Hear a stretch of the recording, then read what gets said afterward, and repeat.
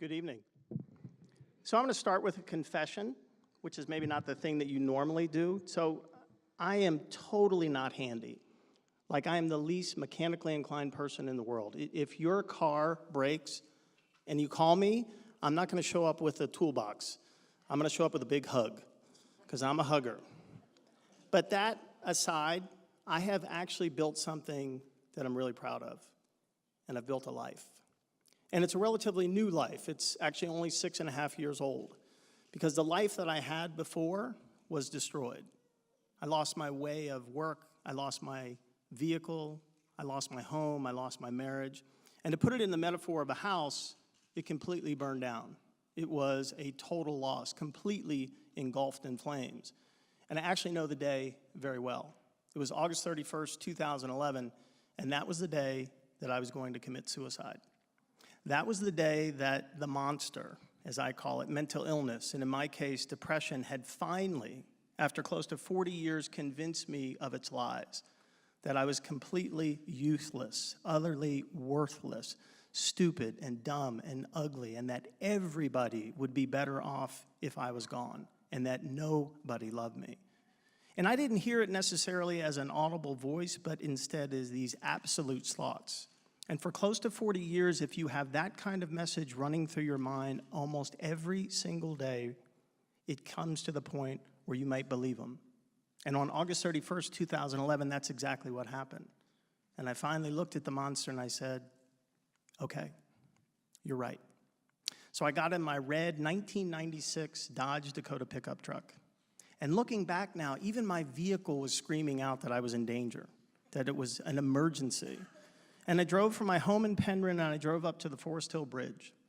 And I parked my car in a spot that I had scouted out long before. And this brings up an important point, that suicide is almost never spontaneous.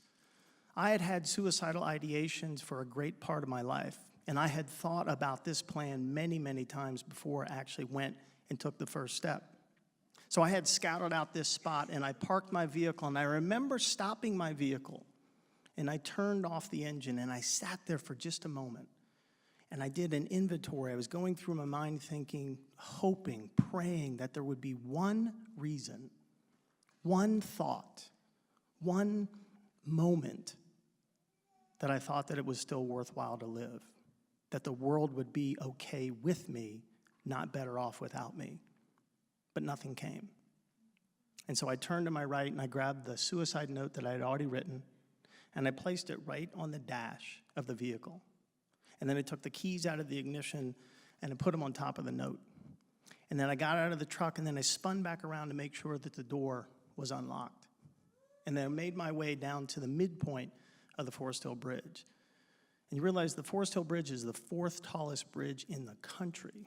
It is 500 feet further off the ground than the more well-known San Francisco Golden Gate Bridge. And at that midpoint at that time, there was a 4.5-foot suicide barrier.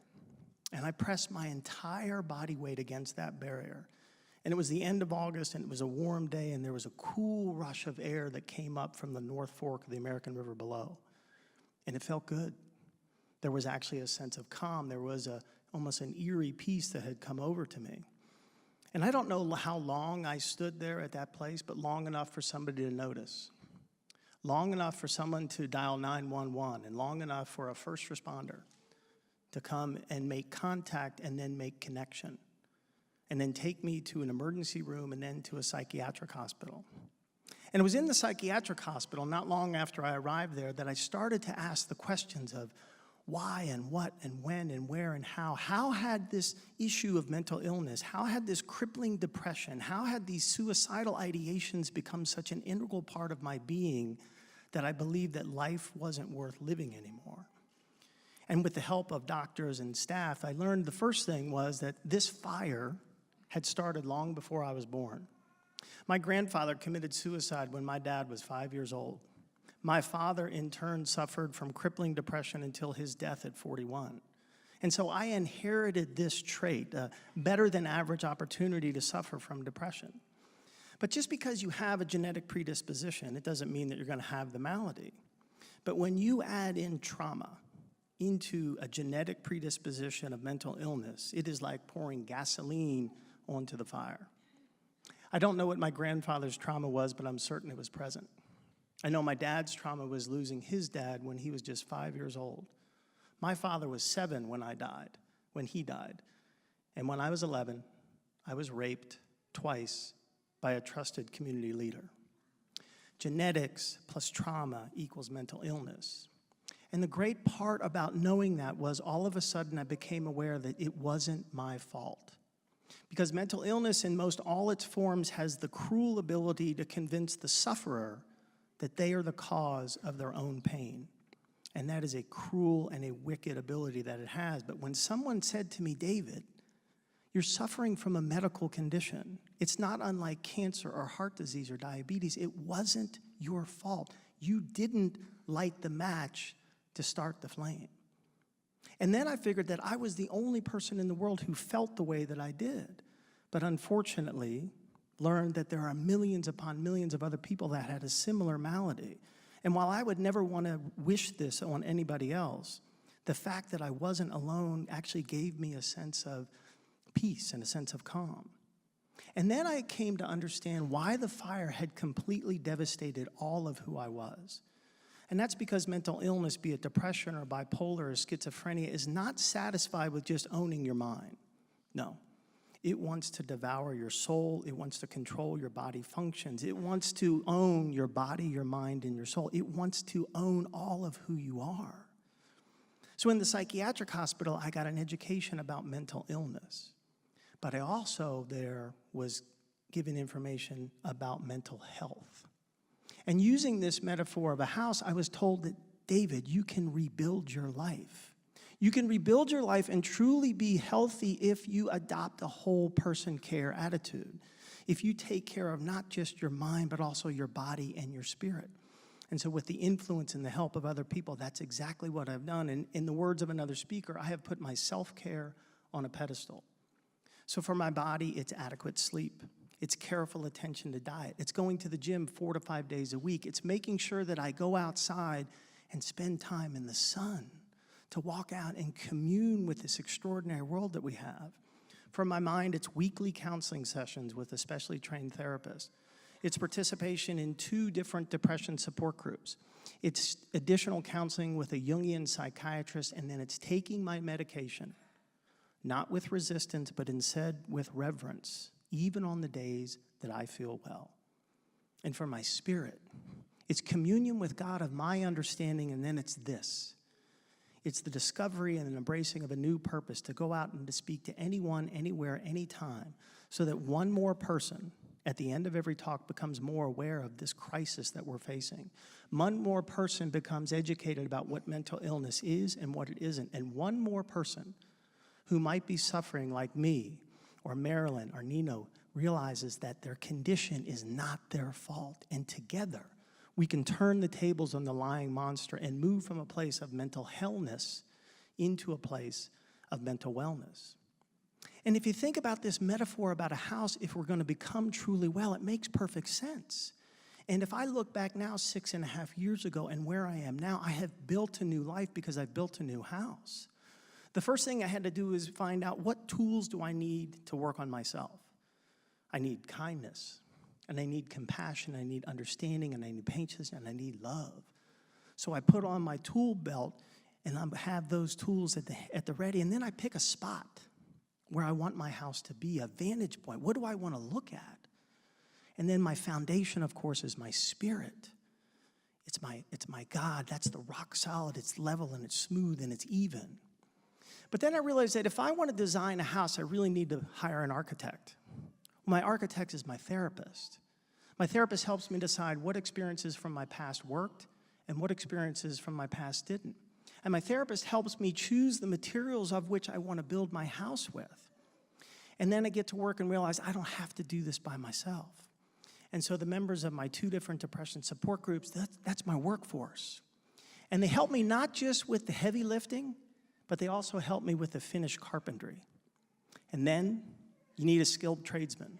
You need somebody like a Dr. Binus who's like an electrician to make sure that the wiring is right. And he's like a plumber to make sure that the pipes are laid the way they're supposed to so things run and so they move. And then the medication actually acts like insulation. So the temperature doesn't get too warm and it doesn't get too cold.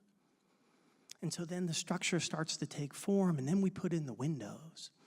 And the windows, of course, are the new perspective, the new ability to look at life in a whole different way. And the windows allow sunlight and air to circulate within my life. And then I realized that my exercise is what provides power to keep the lights lit. And my fuel and my diet is fuel to keep the furnace lit. And then my house begins to take form. But we need a roof. We need a roof, and of course it's a roof of hope. Because while it has been written of faith, hope, and love, that love is the greatest, with all due respect, I would say it's hope. Because it's not without love that people will perish. It's without hope that people will perish. And we know if the roof is torn off a house, that the insides become open and potentially to be damaged by the elements. But when the roof's on top and we're safe and warm and secure in our house, we can heal. But most likely, and I would believe passionately, that the most important part of the house is the front door. Because the front door is the gateway to connection. Because if I spend too much time in my house, I stand the possibility of being isolated. And isolation creates the possibility of illness, but it is connection that creates the possibility of wellness. And so I have to keep the door open. And as recently as last week, my condition jumped up and grabbed me by the throat because it doesn't want to rest. It won't rest. So I have to make sure that I'm being diligent. And so I had to open the door to allow people to come into my life, people that I trust, people that I had made connections with.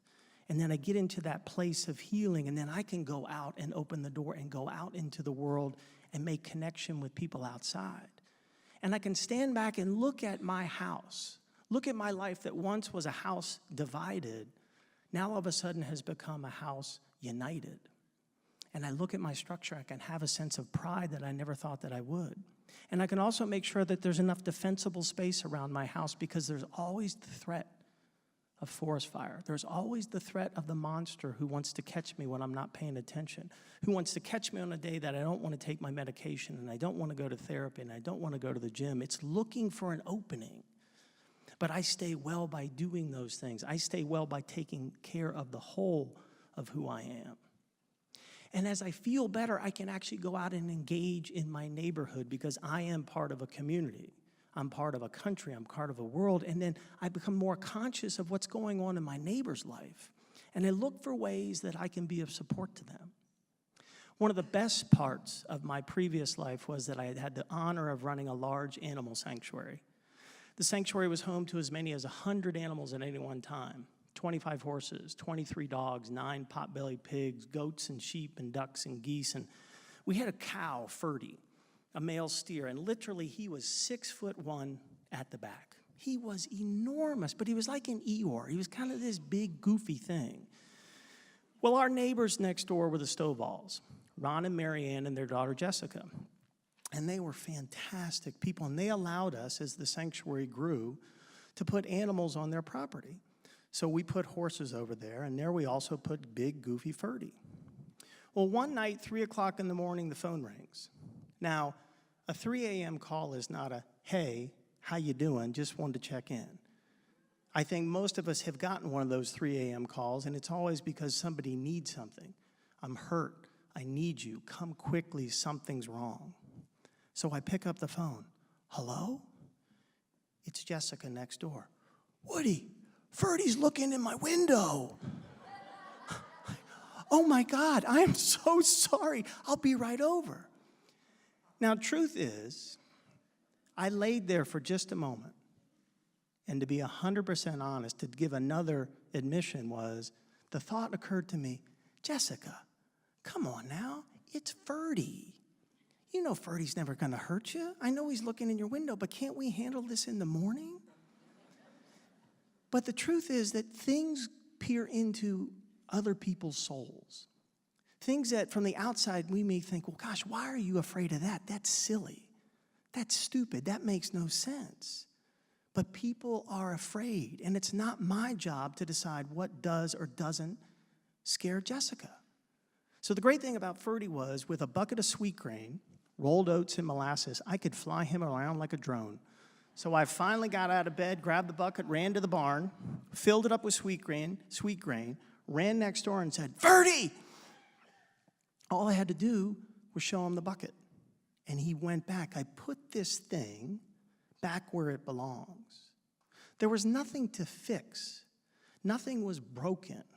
I was just helping my neighbor move this thing that scared her and put it back where it belongs. Now, as it worked out, Ferdy was like a Houdini. And no matter how I tried to fix the gate, he kept getting out. It didn't happen every day, but it happened pretty consistently. And it was always about 3 o'clock in the morning, and the phone would ring and say, "Woody, Ferdy's looking in my window." And again, I had the same thought, like, why are you afraid? Come on, sweet sister, you don't need to be afraid of this. And then I would get right and realize it's not my job to decide what scares you and what doesn't. Go grab the bucket and just do it. Well, this goes on for a while, and then one morning I wake up, I get dressed, and I go out to start my chores and kind of stretching and yawning, and I look next door, and oh my God, Ferdy is standing in the front yard with Jessica. And I ran over and I said, "Oh my God, I am so sorry. Why didn't you call?" And Jessica looked at me and said, "Because I wasn't afraid." And I watched her take the bucket of sweet grain and move Ferdy back where he belonged. So I believe we are all handy.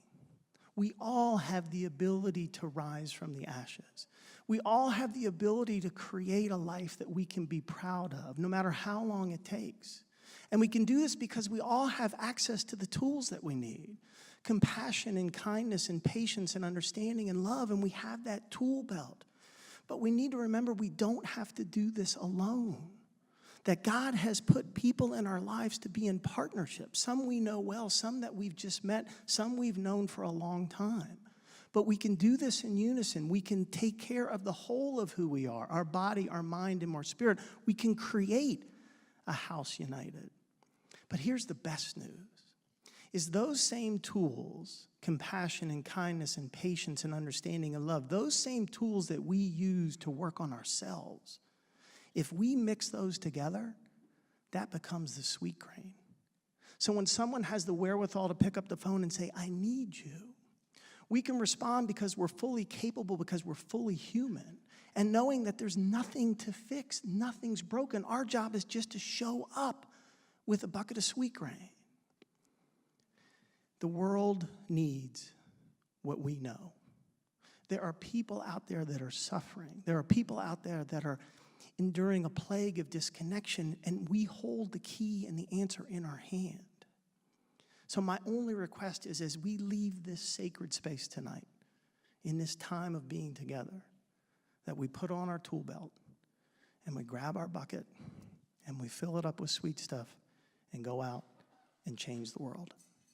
Thank you.